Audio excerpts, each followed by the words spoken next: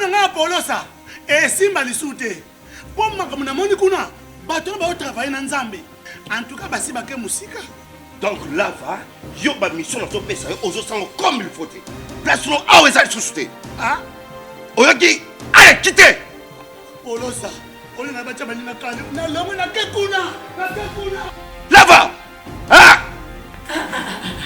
on nous demande un range na comment OK ah ouais ningo yebikaka vraiment qui ça et en plus na yo qui est commis partout na Europe dynamique Congo commis partout na Europe comment OK Moussala est commis sur partout tout commis en Suède tout commis à Paris tout commis à Lille tout commis à Bruxelles et puis base na biso etikali toujours Londres Angleterre.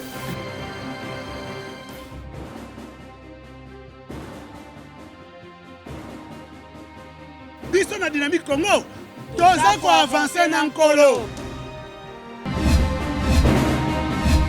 Mesdames et messieurs, deuxième partie. C'est vrai, ce sera l'actualité, mais j'aimerais aller dans les analyses parce que c'est beaucoup plus important d'ailleurs. Information, on a donné, analyse maintenant. Je parle d'abord de... C'est vrai, aujourd'hui le sujet va être Kabila qui a été désarmé. Ça se confirme petit à petit. L'info se confirme petit à petit. On a même ajouté un autre élément. Il paraît que c'est la MONUSCO qui s'en est chargée. La nuit d'ailleurs, il ne fallait pas que ce soit le jour. La nuit, on a récupéré des chars et certains armements, certaines armes qui sont rapatriées, ramenées à la base logistique. Mais là n'est pas notre problème. C'est une info qu'il faut vérifier, je vais le dire. Mais un élément important sur les relations entre Donald Trump et l'Afrique. Ce sont des relations, je t'aime, moi non plus. Souvenez-vous des quelques phrases de Trump. Trump traite l'Afrique et l'Haïti comme des pays de merde. C'est ce qu'il dit. Il dit l'Haïti et l'Afrique sont des pays de merde. Et il va plus loin pour dire, hein, fini la main tendue, l'Amérique d'abord. Ça, ce n'est pas moi, c'est toujours Trump. Toujours Trump, il dit l'Afrique est un pays de corrompus. Il dit la corruption, elle est endémique en Afrique. Un peu comme si on se transmettait de père en fils la corruption. De génération en génération, nous trouvons des moyens pour garder notre corruption. Et donc, je crois qu'il faudrait qu'on essaie de changer notre manière de regarder les États-Unis. Pas en guerre, pas du tout, ça ne nous aidera pas. Mais plutôt le rapport des forces. Quand vous n'êtes pas en train de vous prendre en charge vous-même en Afrique, c'est tout à fait normal que les autres ne vous respectent pas. Le 18 avril, monsieur, je crois 2018, hein, si je ne me trompe pas, 2018, le président du Nigeria, Buhari, était reçu par Donald Trump. C'est le premier président de l'Afrique subsaharienne à être reçu à la Maison-Blanche. Mais regardez, un élément important et fondamental. Depuis l'accession de Donald Trump au pouvoir, il a toujours eu des propos, je vais dire des propos durs vis-à-vis de l'Afrique. Souvenez-vous ce qu'il dit sur Mandela, avec ce tweet, je vais dire dérangeant. Il dit par exemple, je vais dire si vous voulez un tweet, il dit j'aime Mandela. Il dit j'aime vraiment Nelson Mandela, mais l'Afrique du Sud est un désordre qui ne demande qu'à exploser maintenant. C'était son tweet.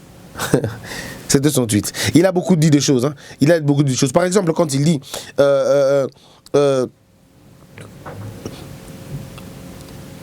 il dit pourquoi envoyons-nous des milliers de soldats mal entraînés dans les zones infestées par Ebola en Afrique pour amener la peste aux États-Unis? C'est ce qu'il avait posé comme question quand on lui posait la question de savoir pourquoi les soldats américains venaient beaucoup plus en Afrique. Il dit c'est vraiment de l'Ebola chez nous. Alors je pourrais vous citer des centaines de tweets parce que c'est le président qui tweete le plus au monde. Alors donc vous vous rendez compte qu'il n'y a pas beaucoup de considération. Mais moi je n'incrimine pas Donald Trump. Non, je n'incrimine pas Donald Trump. Donald Trump est le produit de l'Amérique. Donald Trump est le produit de la politique américaine. Nous devons nous aussi être en mesure de produire des gens comme ça en Afrique. On en a besoin. C'est vrai, Donald Trump n'est pas le modèle, mais il n'est pas si mal que ça. Le problème, c'est que quand vous avez un ancien président de la République qui se considère toujours un peu comme un président de la République, qui continue à faire des choses comme s'il était président, qui continue à avoir un armement assez important, qui continue à avoir des chars chez lui. Par exemple, il n'y a pas que au Congo, ils sont nombreux partout à travers le monde, à travers l'Afrique. Lorsque vous avez des présidents éternels en Afrique, lorsque vous avez des présidents qui ont des AVC, des présidents qui sont encore sur le fauteuil, mais ils veulent quand même rester au pouvoir. Comment voulez-vous que l'on vous respecte? Souvenez-vous de la visite d'Obama.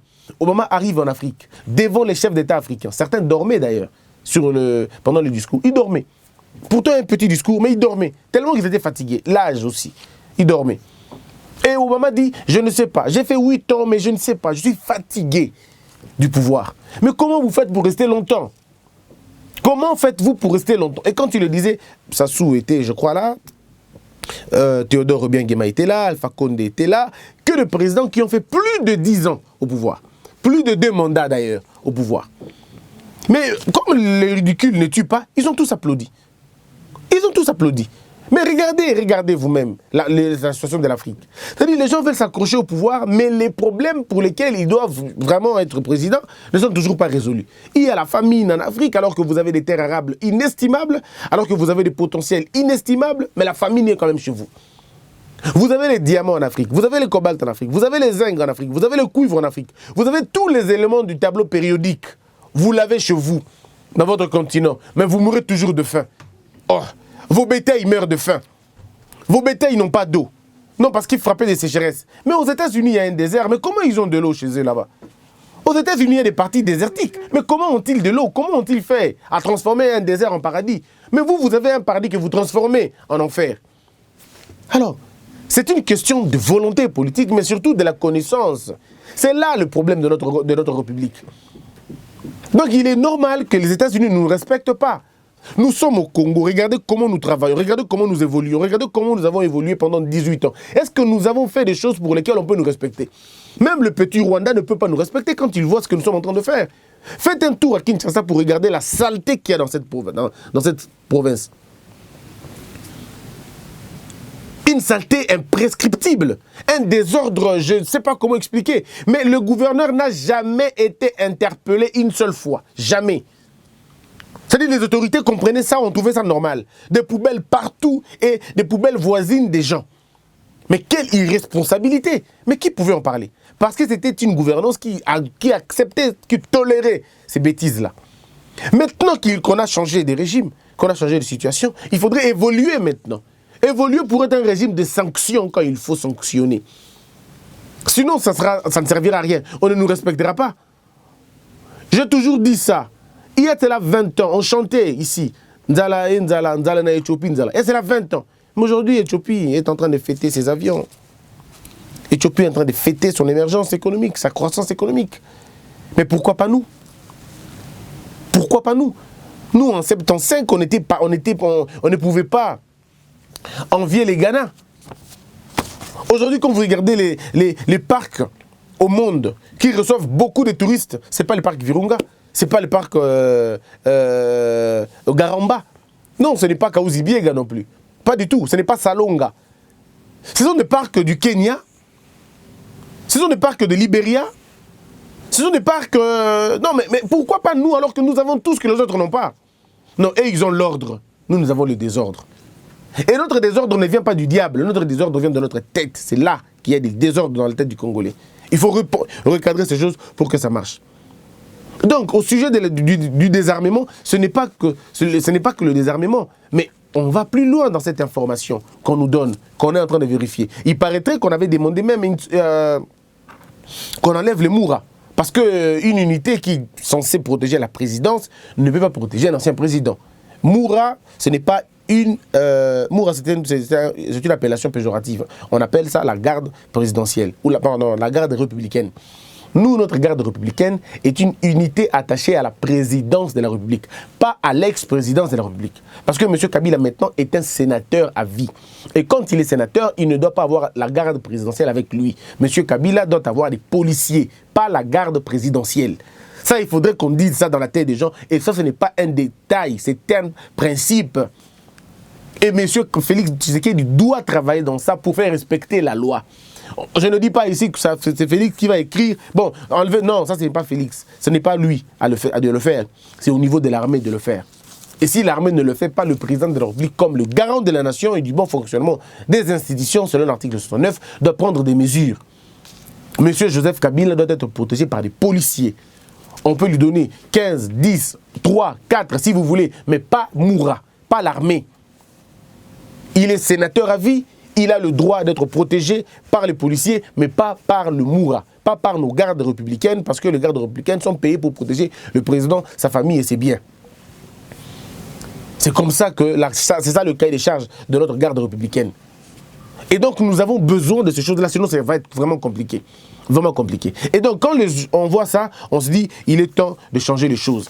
Et donc c'était parmi les informations qu'on a à vous donner ce matin, disons cet après-midi, ça dépend de l'heure à laquelle vous nous suivez.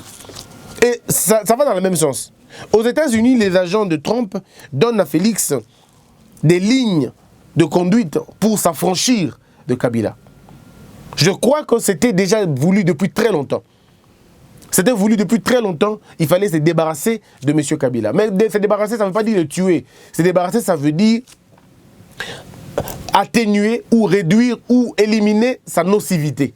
Parce que les gens pensent que, pas toujours pensent, mais c'est vrai, M. Kabila a l'essentiel du pouvoir entre ses mains aujourd'hui à travers le Parlement. Il a le Parlement, c'est-à-dire il a quand même il a des leviers importants, même si le président de la République est l'autorité la plus importante au pays, l'autorité administrative la plus importante, l'autorité judiciaire la plus importante, l'autorité de l'armée la plus importante, parce que c'est lui qui nomme les chefs d'état-major, c'est lui qui les nomme.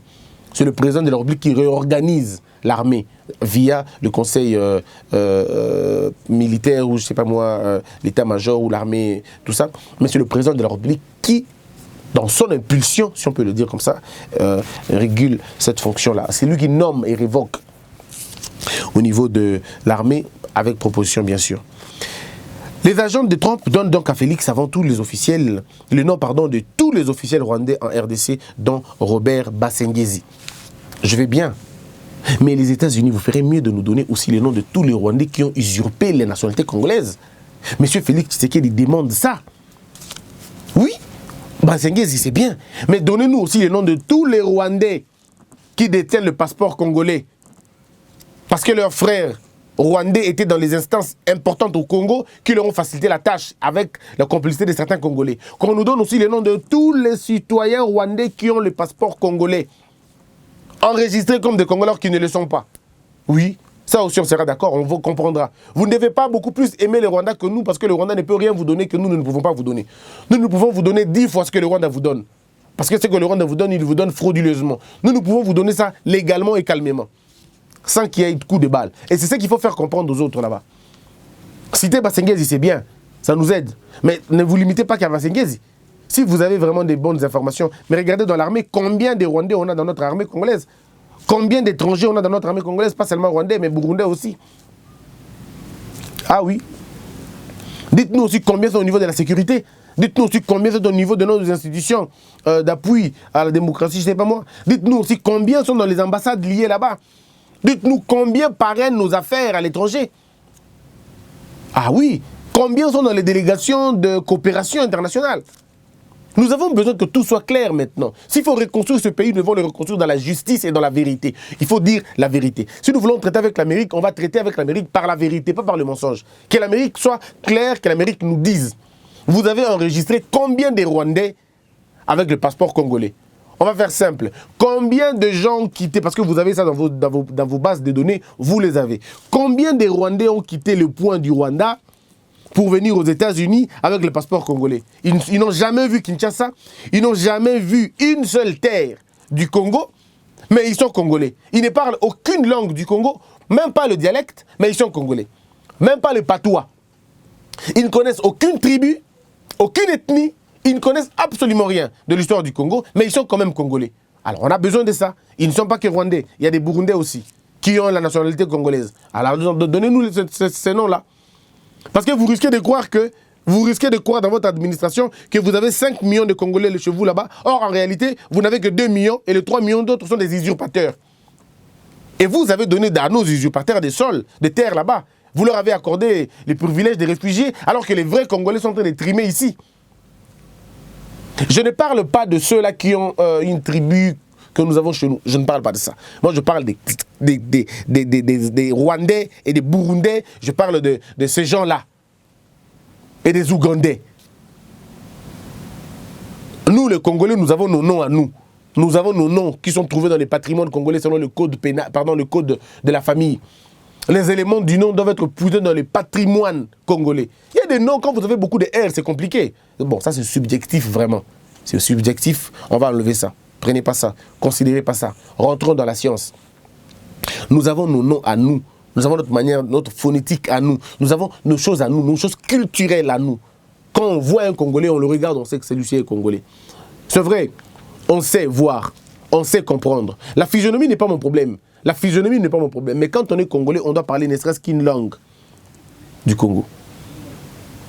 Mais c'est vrai, mon analyse va tomber, va être fragilisée quand on doit parler de nos amis congolais qui sont nés à l'étranger, qui ne connaissent aucun mot du Congo et qu'ils n'ont pas été aidés par leurs parents pour connaître. Mais vous sentez quand même que il a quand même des réflexes. Ce que beaucoup n'ont pas d'ailleurs. Ils ne connaissent pas leur tribu, ils ne connaissent pas leur village, ils ne connaissent pas leur province. C'est quand même compliqué, non? Mais ils ont notre nationalité. Qu'on nous dise la vérité aussi, ça va être important. Nous avons besoin de cela. Et dans la gouvernance de Félix Tshisekedi, nous lui proposons cela. Moi, comme je fais toujours des propositions, voici ce que je propose encore. Au niveau de l'ANER, parce que l'ANER doit d'abord être discrète. Je propose qu'on change de nom de l'ANER, qu'on donne un autre nom, parce que agence des renseignements et tout ça, moi c'est ANER, agence nationale, A, agence, N, nationale, R, des renseignements. Je crois. Mais je crois qu'il faudrait qu'on arrive, même si on peut mettre I à la fin, ANRI par exemple, où on change carrément de nom. Parce que ça doit être un service d'intelligence. C'est pas pour qu'on les appelle les services d'intelligence. On peut même appeler ça ou SIN, Service national d'intelligence et de renseignement. Par exemple, Service national d'intelligence et de renseignement. SNIR. On peut appeler ça comme à l'époque de Mobutu, c'était aussi un autre nom. Nous pouvons appeler ça aussi Service national d'intelligence et de renseignement. Pourquoi intelligence? Parce que ce service ne doit pas être là que pour traquer des gens. Non, mais ce service doit être là aussi pour répertorier les intelligences. Et là, dans cette SNIR, nous devons retrouver un département essentiellement pour fouiller les conduites des gens. Surtout au niveau de la DGM et des autres, combien d'entrées on a pour suivre le cursus de chacun de nous. Et ça, vous avez besoin d'appeler les TIC, qu'on appelle ça les TIC ou TIC, les NTIC, l'électronique, parce qu'on en aura besoin. Vous devez avoir la biographie de ceux qui vous dirigent. Il faut avoir la biographie de ceux qui vous dirigent. Ils viennent d'où? Ils sont nés où? Quel est leur parcours? Qu'ont-ils fait avant? On a besoin de ça. Ils ont fait quoi? On a besoin de ça. Parce que si vous avez les SNIR, par exemple, chez vous, et qu'on ajoute les concepts intelligence, c'est déjà très bien. Et là, nous pouvons savoir qui est congolais et qui ne l'est pas. Parce qu'il y a une logique que les gens ne comprennent pas. Comment les autres font pour vous détruire? En fait, il y a deux types. J'aimerais expliquer ça dans quelques minutes. Je prends le cas du Rwanda ou je prends le cas du Burundi ou même Angola, nos pays voisins. Il y a deux types. Il y a des naissances normales et des infiltrés. Ça veut dire quoi? Ça veut dire que je suis le fils d'une femme rwandaise ou je suis le fils d'un enfant d'un père rwandais. Mais je suis né au Congo. Mon père est rwandais, mais je suis né au Congo, d'accord? Le ius soli me permet d'être congolais et de par ma mère, je peux aussi être congolais. Donc je n'ai pas un problème au niveau de la nationalité. Mais mon père est rwandais. Ça veut dire que j'ai une partie rwandaise. Quand j'ai 18 ans, la loi me pose la question si je veux choisir la nationalité de ma mère ou la nationalité du sol, ou je vais choisir celle de mon père. Bon, je fais le choix de faire le choix de ma mère. Donc, je reste congolais. Je suis égal avec toi qui est congolais 100%. On est tous égaux parce que nous sommes tous des Congolais. On est d'accord? Très bien. Maintenant, ce garçon-là, ou cette dame-là, cet individu, n'est pas le problème. C'est là qu'on ne comprend pas. Lui, il n'est pas le problème. Mais il y a un autre élément, c'est qu'il y a aussi des gens qui sont venus, qui sont ils ont ni père ni mère, ils sont même pas nés au Congo, mais qu'on les a finalement imposés quand il y avait des déplacements. Eux, ils sont venus. Baye Koya, Congolais. Ils sont arrivés au Congo, ils se sont enregistrés dans les écoles, dans les universités, comme des étrangers, parce que leur bulletin se trouve encore dans ces écoles-là, comme étrangers. Ils ont eu des professeurs qui les ont vus venir comme des étrangers. Ils ont eu la plupart des cas des noms étrangers, mais qu'ils ont à un moment donné changé au cours de l'histoire. Comme nous n'avons pas eu une bonne administration pour faire la traçabilité de ces choses-là, il n'y aura plus de preuves. Ces gens-là on leur a donné des noms, on leur a donné des nationalités à certaines personnes. On leur a même dit que bon, Mataki Bajimo, on peut tout ce que vous voulez. Bref, Qu'est-ce que je veux dire par là? Ici, je veux simplement dire, je vous présente deux types. Cet individu qui n'a aucune souche au Congo, mais qui va nous être imposé par l'appui, avec l'appui de la communauté internationale, parce qu'il faut finalement qu'ils accomplissent une mission. Et vous avez celui qui est né d'un père rwandais, burundais et tout, mais d'une mère congolaise, ou inversement. Lui qui est aussi étranger, à un moment donné, mais il est aussi congolais. Mais il choisit d'être congolais. Maintenant, voilà comment on peut les utiliser, les deux individus. Celui-ci qui vient de loin, il a déjà une mission précise. Il n'a pas besoin de passer une ligne au sale. Il sait déjà ce qu'il va faire. Ce monsieur-là, vous allez voir qu'il va faire un parcours exceptionnel. Vous allez le remarquer. Il fera un parcours exceptionnel. Premièrement, ses qualités intellectuelles seront mises en valeur. Observez, leurs qualités intellectuelles seront mises en exergue. On va dire qu'ils sont très intelligents. Et on va finalement leur faciliter la tâche. C'est vrai, on va les former aussi pour qu'ils deviennent très intelligents et très compétitifs. Ces gens-là ne vont pas attendre le boulot. Non, ils vont travailler directement au nom de la minorité qui va écraser malheureusement la majorité. Ils vont bénéficier de beaucoup de dons, de beaucoup d'avantages. Ils vont avoir de l'emploi bien. Donc, avancer très bien. Et au bout d'un moment, on leur demande de compte à rendre. Qu'est-ce qu'on leur demande de faire? C'est de donner les informations importantes. Et eux, ils deviennent comme des agents doubles. Ils travaillent pour vous. Ils font les services minimum, et pas Nabino, mais ils font les services maximum pour Nabango. Ils sont là pour faire entrer les autres, pour leur faciliter la tâche. Ils sont généralement dans les services secrets. Ils sont généralement dans la douane. Ils sont généralement dans l'entreprise, dans la régie financière. Ils sont généralement dans la frontière. Ce sont eux qui doivent gérer ces histoires-là pour faciliter à leurs frères l'entrée. C'est ce qui se passe au Congo. Allez vous voir vous-même. Ça relève d'une étude profonde qu'un peuple doit faire sur son implication, surtout son infiltration. C'est comme ça que ça se passe. Mais Tobo Sanate, il y a eu un autre individu dont j'ai parlé, mais n'a évolué, n'a été. Individu, on a cousin, on a frère congolais. Mais le Congo, il y a botami na Congo, adam ndambu ya Congo na makila na ye, bako travail na ye mingi. Mais makasi mingi te pourquoi? Parce qu'il a une fibre patriotique et pas na ye. Qu'est-ce qu'il faut faire? Il faut détruire ça. Comment on détruit ça? Dès le bas âge. À côté la répertorier pas mutu oyo, ou a uti libanda. À comment on a eu le la demi-frère na ye. Et il y a plus bako pesa ba faveur mususu.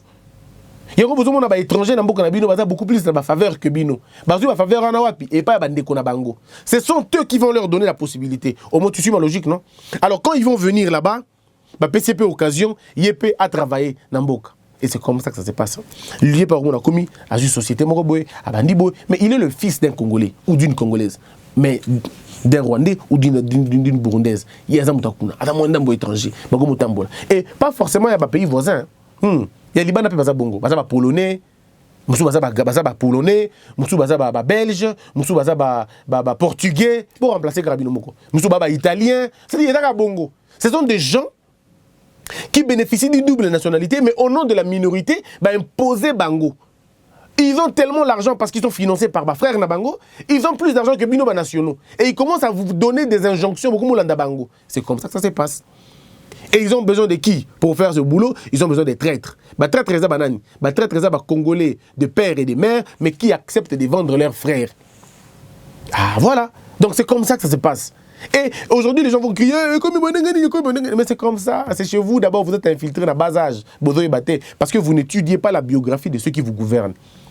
Vous n'étudiez pas la biographie de ceux qui vous gouvernent. Lorsque vous comprendrez biographie, il y a moko na moko, ne vous comprendre dangerosité na bango, ne vous connaissez pas que moutada moutada la conscience moutada la conscience cette personne on ne peut pas le faire confiance.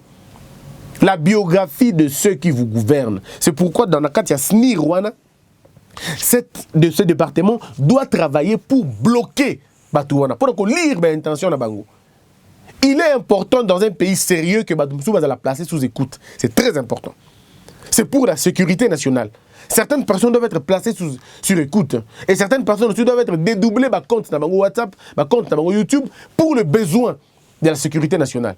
Ce n'est pas une question de liberté fondamentale, non. On estime que monsieur est dans une histoire, dans Skype, il faut voir. C'est pourquoi il y a un service, il y a des DGM et Zalak. Parce que tu ne peux pas sortir quand tu veux, si tu veux. Oui, tu peux le faire, mais il faut qu'on sache ce que tu vas faire à l'étranger.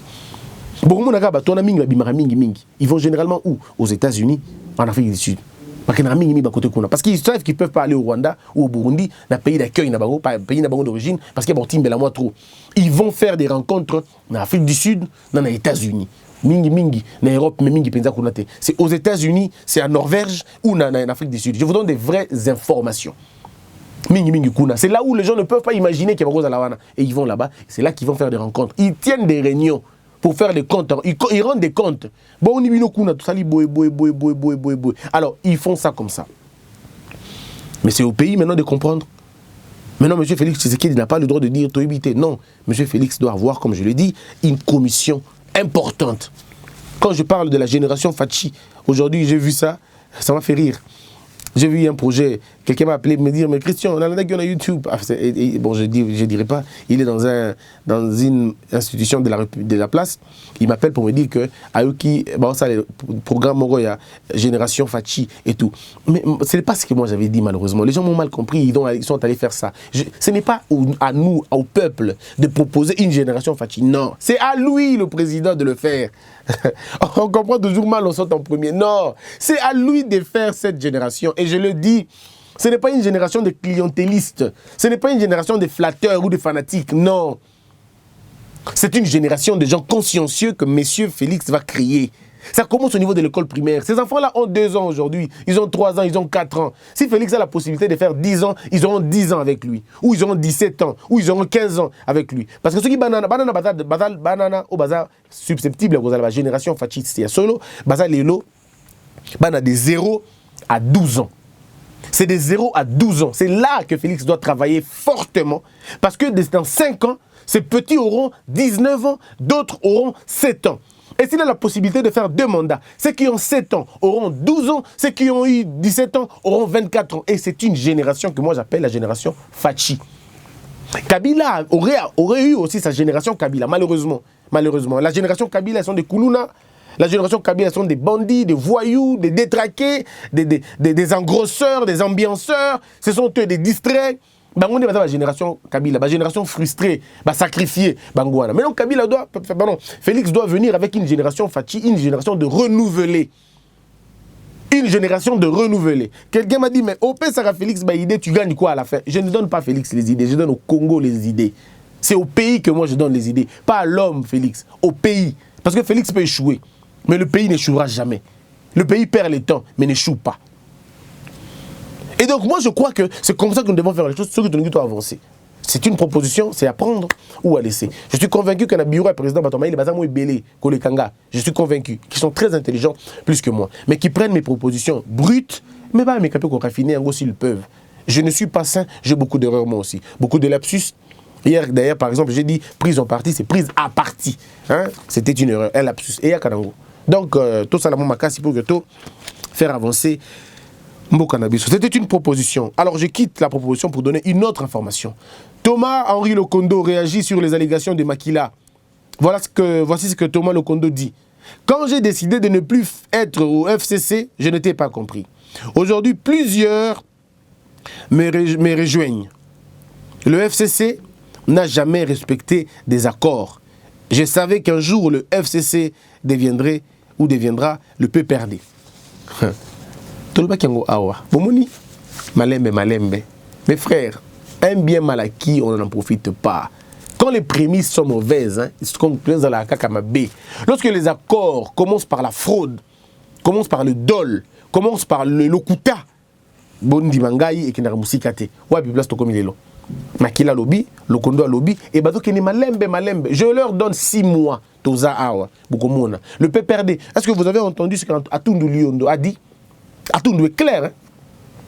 Monsieur Atundu a dit que le PPRD ne laissera aucune plateforme avoir plus de gouverneurs. Non. Ils ont dit sur le 26 provinces, ils doivent se taper 23 provinces. Imaginez. D'abord, le professeur Némi Moulania na l'Assemblée nationale, ils ont fait ça vertige à Kosakanati. Le PPRD aura 23 gouverneurs. Ils auront le Sénat. Ils auront le Parlement, l'Assemblée nationale. Ah non, c'est compliqué quoi. C'est compliqué. Et alors, ils sont extrêmement fâchés. Donnez-nous le temps. Ils vont eux-mêmes. Félix n'aura même pas besoin de les tuer. Ils vont eux-mêmes se tuer. Eux-mêmes. Et quand il va faire le boum, bazonga bango moko na ba individualité na bango, et c'est là qu'on va les avoir. Plusieurs combattants de l'étranger sont nés à l'étranger et ne connaissent pas le Congo, mais se battent pour le bien de leur pays. Oui, je suis d'accord avec vous. Fabiana Rosales, femme de l'opposant vénézuélien, femme de l'opposant du Venezuela, le vénézuélien, je crois. Il s'appelle Juan Guaido. Jean Guaido, c'était, je veux dire, aux yeux de Nicolas Maduro, c'était un imposteur. Aux yeux de l'Amérique, c'est un président légitime. Mais aux yeux de la Russie, ça reste aussi un imposteur. Et donc, il y a une petite guéguerre quant à cette question. Et donc, pour ça, Donald Trump a plutôt accordé une visite à Fabiana Rosales, mais aussi à Liliane Tintori. Liliane Tintori, c'est une femme d'un opposant qui a été arrêtée, mais pour Fabiana, c'est la femme de celui qui s'est auto-proclamé. Mesdames, Mesdemoiselles et Messieurs, j'ai fini les informations d'aujourd'hui. Il reste la troisième partie pour des questions et des réponses. On va avoir une très grande rencontre le 1er mai, ici à Kinshasa. Si vous êtes à Kin, n'oubliez pas de passer là-bas à Kinshasa. On va vous donner l'adresse. Hein. Ça sera beau à voir, ça sera très bien. On partagera un petit verre et on va couper les ribbons pour le début de nos travaux. C'est-à-dire des débats, des productions, des émissions, et ça na émission na biso a. Ça un plaisir. Homo Fortus et Likia, on va se retrouver très prochainement déjà la troisième partie pour la continuité. Abonnez-vous massivement. Aujourd'hui, nous nous revenons avec 29 000 et quelques abonnés. Je suis convaincu que jusqu'au dimanche, on va frapper le plafond de 30 000 abonnés. Merci à toutes ces femmes, à tous ces hommes qui ne font que partager nos liens. Il y a des gens qui partagent comme ça à 200 personnes le lien. Il y a des gens qui prennent comme ça nos petites vidéos, ils mettent ça sur Facebook. Et ça nous attire beaucoup de followers. Coup de chapeau à vous. Merci pour votre travail. Sans vous, on ne peut rien.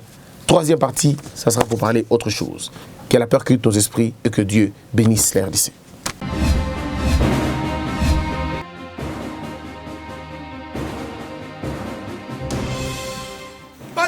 Polosa et simba lisute pour makamuna moni kuna bato ba travailler na nzambe en tout cas basi bake musika donc là va yo ba mission na to pesa yo ozo sango comme il faut place no awe za susute ah oyoki allez quitter Polosa on na ba taba na kale na lomo na kekuna là va ah on nous on arrange na comment coquette ah ouais vraiment ça.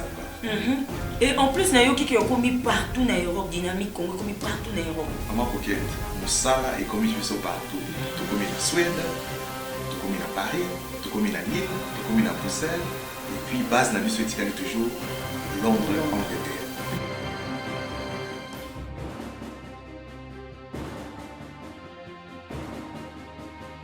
Biso na dynamique Congo, toza ko avancer na nkolo.